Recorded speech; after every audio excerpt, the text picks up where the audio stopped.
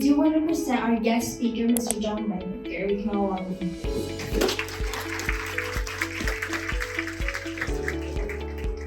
Where's Gabriella? You're Gabriella? Are you the one I was talking to? Yeah. All right, cool. Well, everyone thank Gabriella for getting me in here.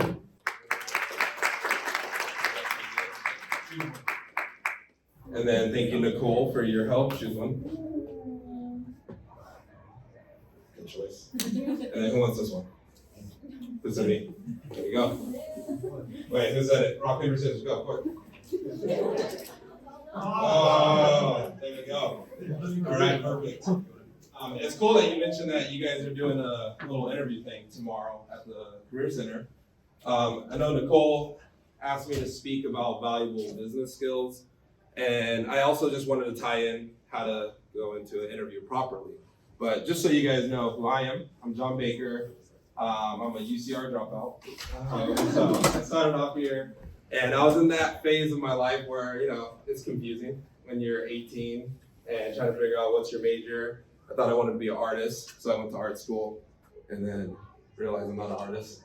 And then decided to do business. And then in the process, I ended up starting my own business, and that's why I dropped out. Me and my mom had this battle. My mom has a master's, and she was like, if I got a master's while raising 2 kids, you have no excuse, you have to go to college.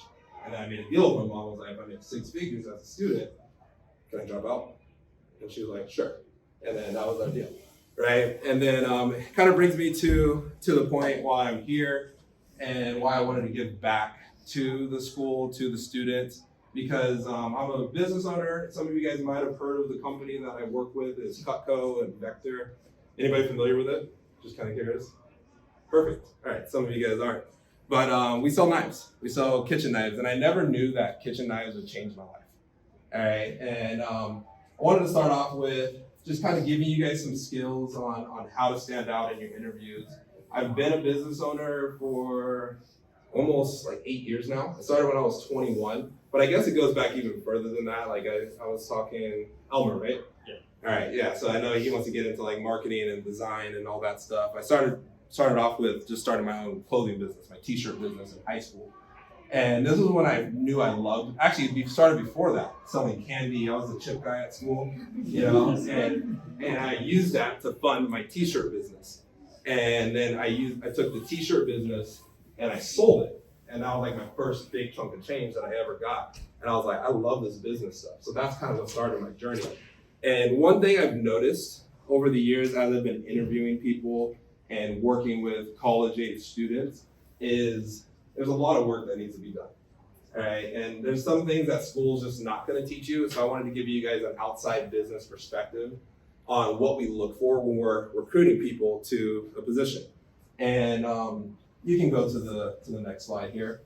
Right now, there's kind of 2 types of jobs you guys can kind of go for. There's a lot of virtual stuff happening because of COVID. Then there's a lot of in-person stuff, and you can keep going to the next slide. I want to help you guys stand out from the crowd. And just so you have an idea, when I'm interviewing people, I'll just give you the general of what 80% of everyone's resumes look like. Graduated from college, did some type of forced volunteer work that they had to do to graduate, did a part-time stint with an uncle or aunt filing papers or something like that, maybe worked a fast food job or 2 for a couple months, and that's pretty much it. That is like the general resume that I look at. And when you think about the jobs that you're looking for, everybody wants the better job than the basic. Can we all agree on that? And when you're trying to go for those positions, you got to stand out. You got to stand out because like top level recruiters, right? I have a buddy that's an executive at Tesla. When he's like looking, when they go through the Tesla interview process, they ask you the most strangest questions, right? It's like, if you had a Rubik's Cube and this formula, how quickly, which one are you going to do first? That's going to help you be more efficient with your time. No one has ever prepared you for that, right? So, and then at the end of the day, when you're going, everybody's resumes look the same. So then they're going to look for certain skills that set you apart. So let's keep going. The whole is the sum of its parts. So there's a lot of little parts that add up to the big skills that you need. And then I'll just give you a thumbs up.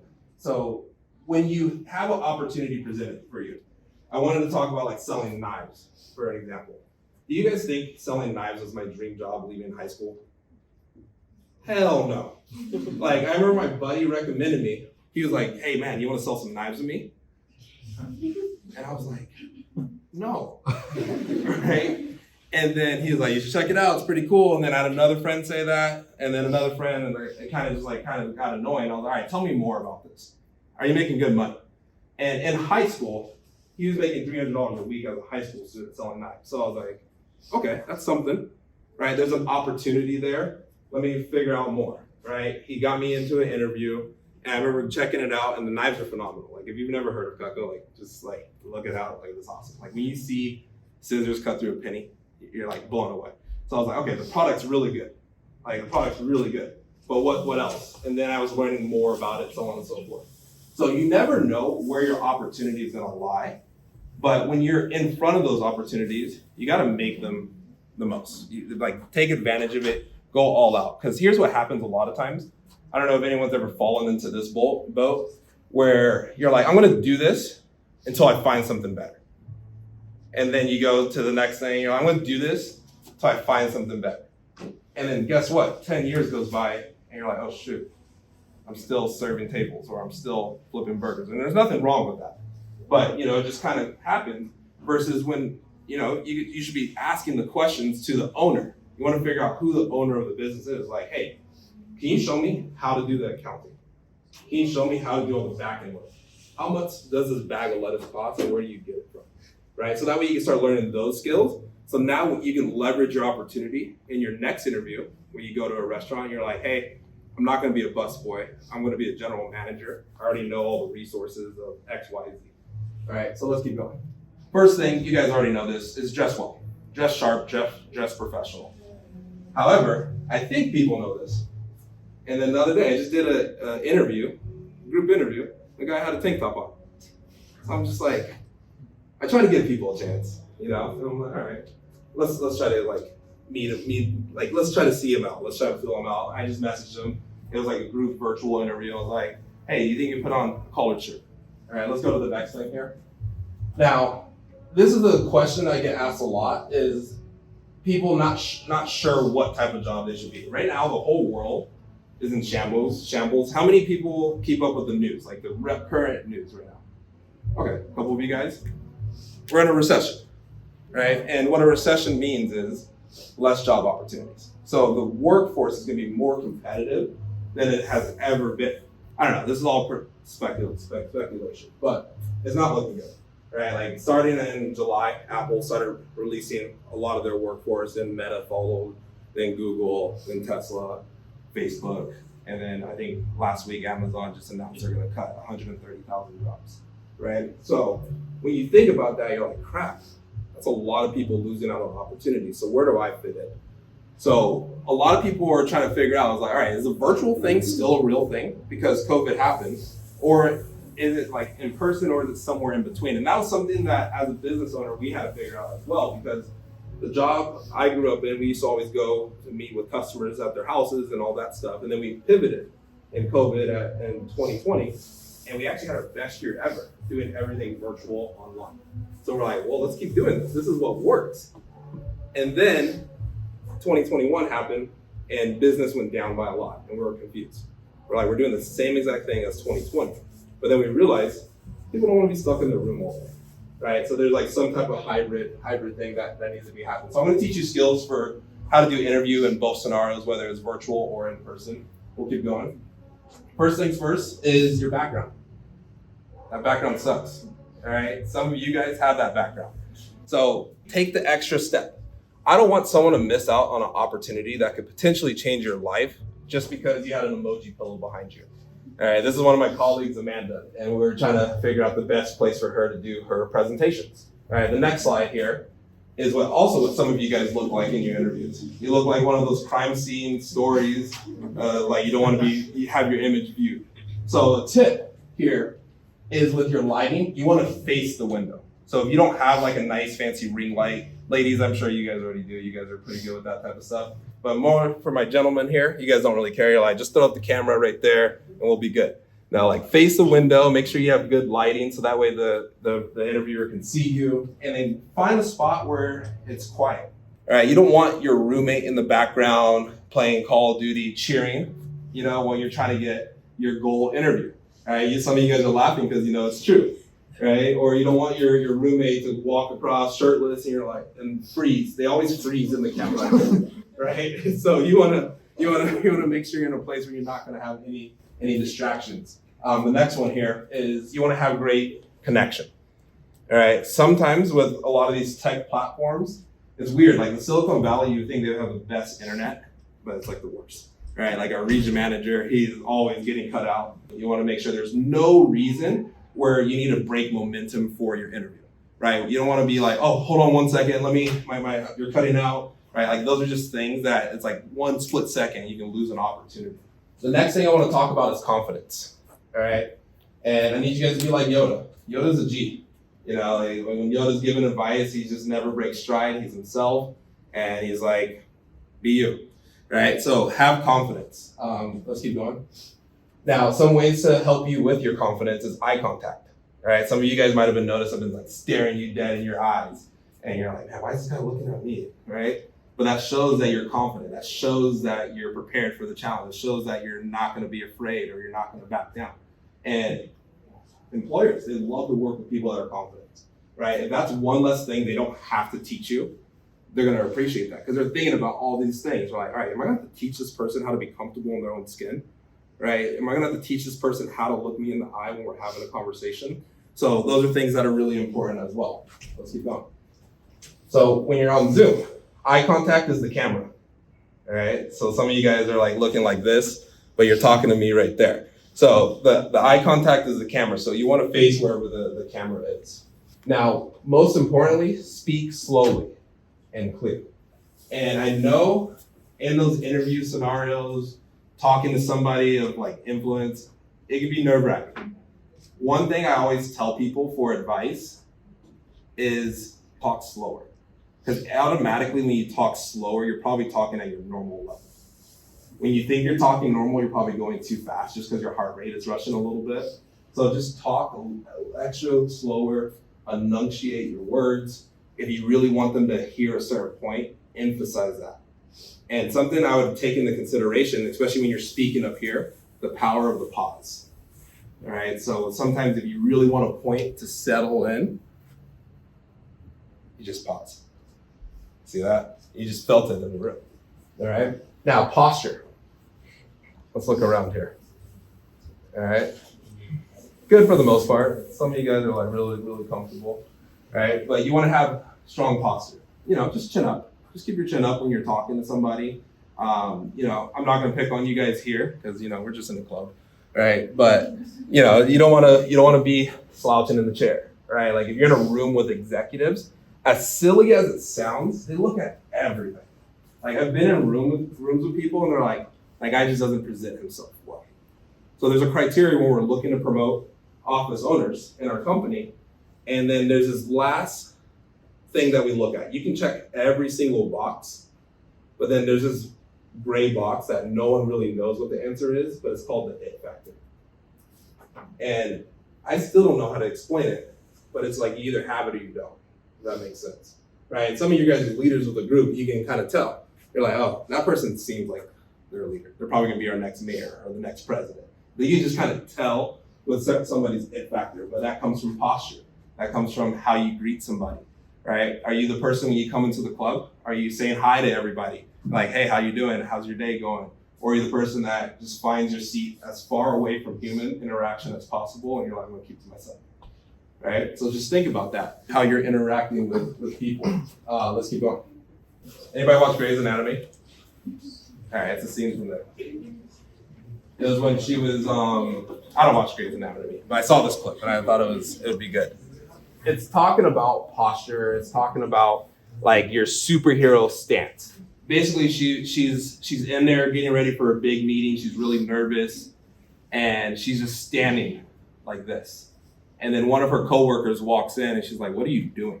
And she was like, there's a study that says if you stand like a superhero, you're going to be more confident. And when you're more confident, you're going to perform at a greater level. And like she goes into this whole breakdown of why you're positive. So can I have everybody stand up real quick? We're gonna do a superhero stance together.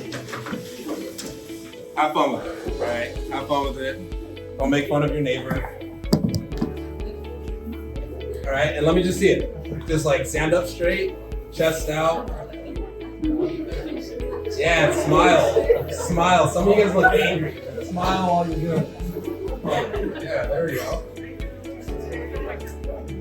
Good. That was perfect. All right, cool. Go ahead and sit down. Hey, just curious, what'd you guys feel? Anybody can answer. Feel free to answer all at once. Happy? Awkward. Okay. What else did you guys feel? Anybody feel a confidence boost? You know, you're just like, oh yeah. All right. See, I saw him over here flexing on people. You know, I can tell him he was like really feeling himself. You know. All right. And it is gonna be awkward at first. It's your first time doing it. You're human, right? So those are just little things. Is anybody familiar with Tony Robbins? Yes. Okay, cool. So if you ever go to a Tony Robbins event, he's the guy, if you ever wonder who are all these great people's coaches, like Oprah, Conor McGregor, Mike Tyson, Pitbull, like all these like high level people, like they pay $1 million a month to coach for them, right? And he's coached presidents, he's changed countries, right? And I invested a lot of money to go to one of his events, and one of the things he teaches you is your power pose. So before you go into something, right, you know, when you have a little bit of anxiety, your nerves are really flaring up, you do this power pose to yourself, and you know, it just gives you confidence, and there's a big reason behind it. You kind of craft your own story behind that. So the superhero, think about that next time you're nervous. Just go into your pose, right? And it doesn't have to be that pose. Like go flex on them. You know, like whatever makes you feel good, whatever makes you feel happy. Next thing here is the elevator pitch. Is anybody familiar with what this is? So it's kind of like your 30 seconds to 3 minutes where you have to sell somebody on you. Okay? And the elevator pitch is very simple. Does anybody have their elevator pitch already ready? You know, like you go into an interview, you do? Yeah. Yeah? When you go to something, you gotta be ready. Do you like already have like your elevator pitch like dialed in? Or you can share it for everybody? You know, like if you if you give me a pen, I'll try to sell it to you best I can, but no. Okay, all right, cool. No worries. But I want you guys to have your little elevator pitch like that, like where it doesn't matter who's in the room, what opportunities in front of you, you can deliver a quick 30 seconds, 3 minutes about yourself. I know as college students, what's the question that everybody loves to ask you? What's your major? What are your plans afterwards? Right? All those. Trust me, I did it. All right? Keep going. So it's as easy as 1, 2, 3. So everyone pull out your notes on your phone or something like that. We're gonna make your elevator pitch real quick. I feel like he has one right there. Does he have a good one? I don't know. I was asking, do you have an elevator pitch? All right, cool. We're gonna make one right now. All right. So let's go to the next slide. So here's what your elevator pitch should consist of. I'm not the expert of pitches, but I can give you guys a framework, a baseline to start with. You want to have your introduction. Hi, I'm John Baker. Right, just kind of how I started with you guys, right? I just gave you guys a quick little story about myself, right? Share what experiences you do have. Now, when I say this, don't share every experience you've ever done. That's another thing, by the way, I need to mention on resumes. Try to cater your resume to the job you're trying to get. Here's what most people do. They're like, all right, I made a resume, send this to everybody. And you're like applying for a job, you know, we don't have to go down that rabbit hole. But try to cater your resume to those people. But share the experiences that you guys do have, and then show your value. Why should we hire you? You know, it's funny because during the years where people didn't want to work as much, people were demanding like crazy salaries. Like, why should I pay you $100,000 to work with us? Like, what are you going to create that tenfold in value by being on our team? And then, you know, sometimes when you ask people that question, they're like, no, I just wanted that number. Right? So you got to think about that. How are you going to add value to that company? Right? And then after you have your elevator pitch, you want to have some form of questioning where you can ask for what you want. So if you are going for that 6-figure a year job, or you are trying to get this job and, you know, They might ask you this question, just like, hey, tell me about yourself, right? And then you're like, yep, I'm John Baker, went to UCR, this is what I studied. Here's some experiences that are very unique for me. I actually started my own business when I was a high school student, right? I went into a big corporate company when I was like 20, right? And I was like telling him about my experiences. He was like, you started a business and sold it before you were 20? I'm like, yeah, right? And I was like, this is why you should pay me 6 figures to work with your company. And I was able to give him all these reasons. So how does that sound? You guys want to move further with this process, or is that too much to ask? And surprisingly, I was surprised. They were like, yeah, we'll do it. And then I was like, all right, cool, let me think about it. Right? Because I knew what I had, I knew what I brought to the table. And then, I didn't want to work there. It looked like everyone looks sad. Like there's some of these corporate jobs, like they give you the tour, they're like, yeah, we have coffee, we have salad. Like, what's that guy doing? He looks miserable. Right? So it's just like, those are things that you get a chance to consider. So, everybody, I'm gonna give everybody like 2 minutes. Make your elevator story or elevator pitch, and then share it with the person next to you. Okay? And even if you're working on it too, share your ideas out loud. All right?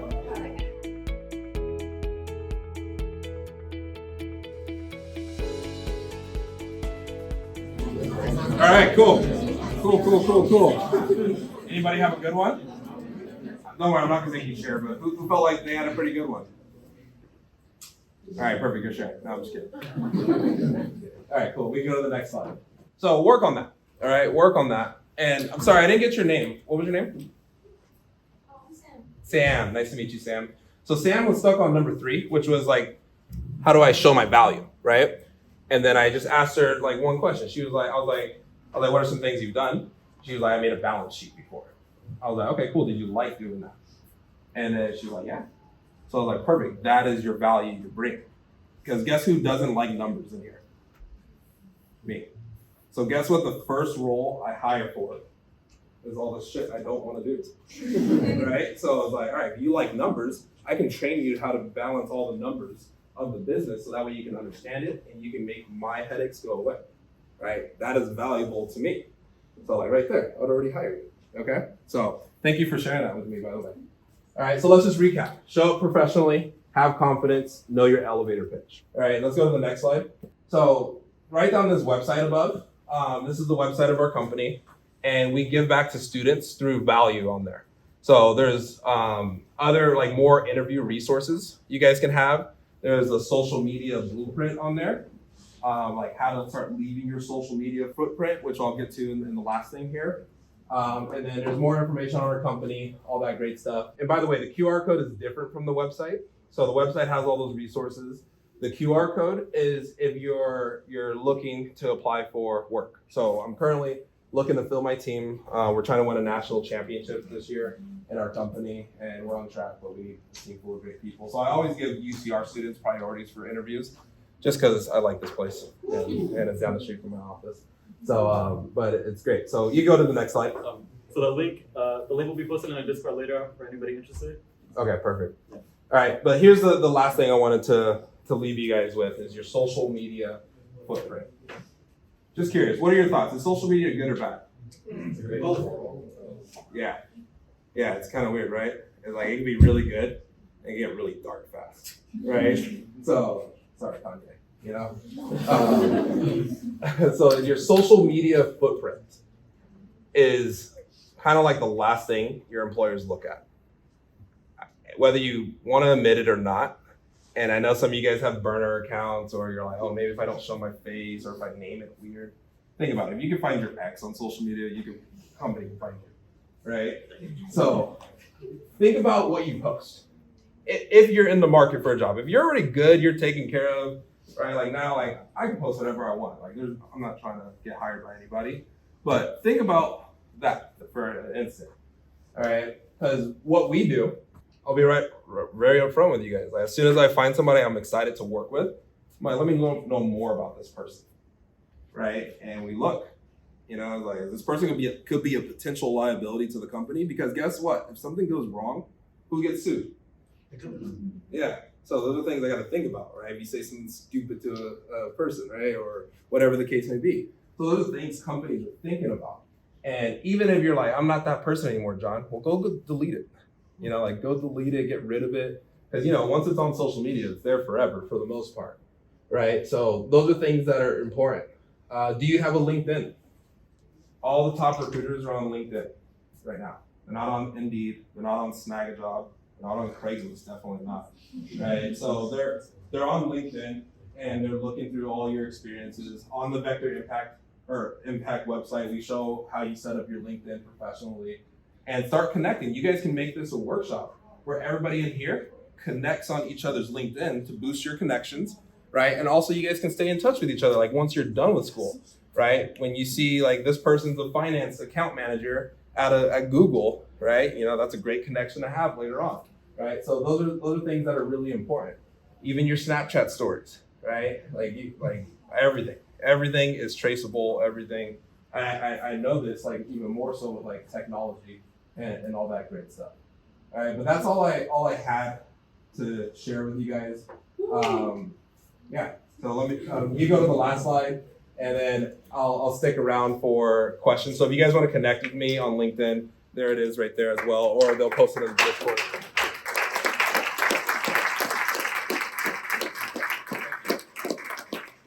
All right, so we're gonna open it up for some questions. If anybody in the audience has any questions, right now's the time.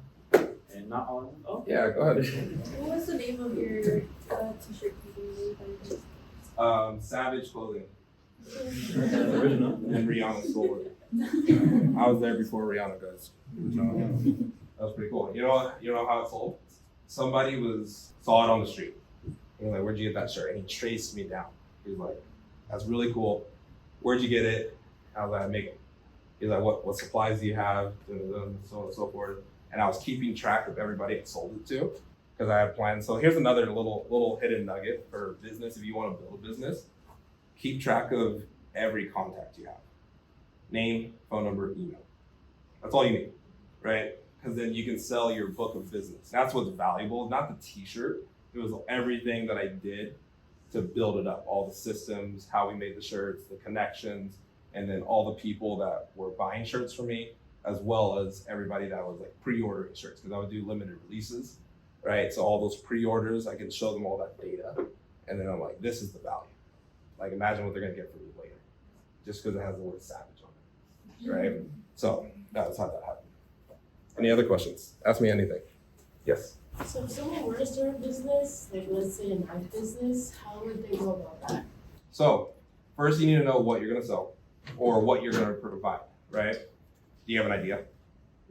Okay. So yeah, you start off with an idea, all right, then you start to like, okay, who's our market? That's the biggest thing. So there's things that we get excited about, and then there's things that actually have a market, right? And I guess you can argue everything has a market, but it's just like, think about like the market you're trying to tap into. So if you're trying to sell something to college students, everybody familiar with Barstool Sports? Right? They're in that college group is like the market, right? Milk boys with like full sip. Does everybody know who they are? Right? So I don't care if you agree with like all the things they do, but they're great business people, right? And they started off as just drinking alcohol and partying, right? Who would have thought, and they were doing pranks and stuff like that. But then they realized they had an audience, they figured out who their audience was, and then they catered material towards that audience. So I think that's the biggest thing, even before like the product, is like, what is your audience you want to go after, and figure that out. Because you can sell almost anything if there's an audience for it. And then once you figure that out, then you're like, okay, cool. How much is it gonna cost to make this product? How are we gonna distribute it? How are we gonna market it? And then who's gonna sell it? All right, does that help a little bit? Yeah. For your resume, like if you don't have, like let's say you're going to an interview, if you don't have as much experience, what can you like shine more light onto in order to make yourself more focused? Yeah, that's a good question. So like what I was saying with Sam is highlight things you like to do or things that you're very interested in, and highlight because everybody has skills, everybody has abilities. So you just got to think about it a little bit deeper, right? Like if you're someone that's quote unquote popular, right? Let's just say you have a lot of followers, right? That's something you can highlight on your resume. right? I have 2,000 followers on Instagram. I'm really great at gathering an audience, and and those are like things people forget to highlight, right? It's like your social media skills, right? Some of you guys might be streamers, some of you guys might have YouTube, right? Those are things that are like all marketable to companies, right? As well. So you just got to sit down, and here's a good little thing you guys can do with your friends. Ask your friends randomly, hey, what am I good at? Or better yet, why are you my friend? Yeah, that's a fun question to ask. So, and that's how you can really start to figure out what your real strengths are. Yes, sir. What's a fair price to pay for a tax professional to do my business taxes? And how do I check them? Ooh, I love finance questions. All right. Fair price. Again, it depends on the size of your business, right? So like what my t-shirt business probably would pay a tax professional, and what my business does now, it's totally different markets, totally different professionals you need, right? So can we get more specific? Do you have a scenario? And can we go off of your scenario? Yeah, so when my t-shirt business, my mom did my taxes. Oh, really? Yeah, TurboTax. Did you ever have to go back and amend that?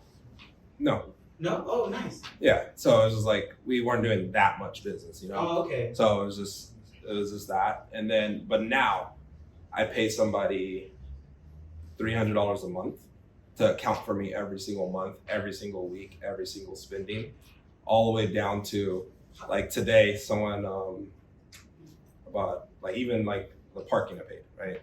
But that's because I'm assuming you're making a lot of revenue.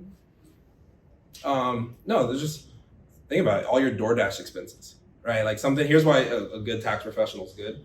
Most of you guys probably didn't know this, but if you're a business or a 1099 even, like you did DoorDash, Uber, anything, all your meals for 2022 were tax write-offs. They made a little rule for that. So every dinner I went to, every birthday, every coffee trip, those are all deductions that I was able to make for 2022 specifically. What if we don't have a cool mom? Learn it. Learn it? Mm-hmm. Fair. Yeah, But I was wondering if it's worth paying someone to teach you. for sure. Or just go online. Here, no, don't pay anybody to teach you. All right, you're already doing that here at UCR, right? So learn it on YouTube. Right, there's so many ways you can learn how to do it. And here's when I think it's a fair time to start paying somebody to do it, is when your time is more valued elsewhere, right? Because we only have 24 hours. I only can do so much. So is it better for me to spend 2 hours of my day accounting or acquiring new customers, right? So once you get to that threshold where there's just too much to do, then that's where I think it's worth it. But until then, you can learn that skill, because then now you're up leveling your value along the way, right? Hopefully that answers your question. For a small business, like don't pay more than $2,000 a year for accounting, because there's a lot of independent accountants, right? You don't want to just hire an accountant just for you yet. But then when your business is doing millions, then you can just pay a salary for someone to do that just for your business. That being said, everybody can get one more round of applause for John.